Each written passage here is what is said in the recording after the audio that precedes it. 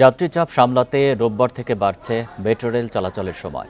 প্রতিদিন সকালে চালু এবং রাতে বন্ধের সময় আধা ঘন্টা করে বাড়ানো হচ্ছে বলে জানিয়েছে ডিএমটিসিএল কর্তৃপক্ষ। নতুন সূচিতে শুক্রবার বেলা ৩টার পরিবর্তে ২:৩০টায় চালু হবে মেট্রো রেল। নভেম্বর থেকে বাড়বে ট্রেনের ট্রিপের সংখ্যাও।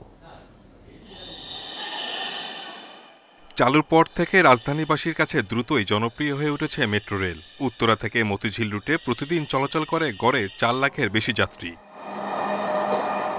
যাত্রীর চাপ বাড়ায় ট্রেন চলাচলের সময় বৃদ্ধির দাবি ছিল অনেকদিন ধরেই। সেই দাবি মেনেই বাড়ানো হচ্ছে সময়। রোববার থেকে উত্তরা স্টেশন থেকে চলাচল শুরু হবে সকাল 6:30টায়, আর মতিঝিল থেকে সবশেষ ট্রেন ছাড়বে রাত 10টা 10 মিনিটে। নতুন সূচিতে সেবার মান ও যাত্রী বাড়বে বলে আশা মেট্রো রেল কর্তৃপক্ষের। আধা ঘন্টা বাড়বে কমবে, দুই সাইডে বাড়বে, কারণ এক এক ট্রেন এক এক সময় ছাড়ে। মতিঝিল থেকে যে 7:10 ছাড়ে, উত্তরা থেকে আবার 7:30 ছাড়ে বা বেশি ছাড়ে, এক এক ট্রেন এক একটা। এমনি বললাম তাই বলে আধা ঘন্টা বাড়াচ্ছে, এটা বলে তো 1 ঘন্টা টোটাল বাড়বে। কর্তৃপক্ষের এমন সিদ্ধান্তে উচ্ছ্বাসিত যাত্রীরা।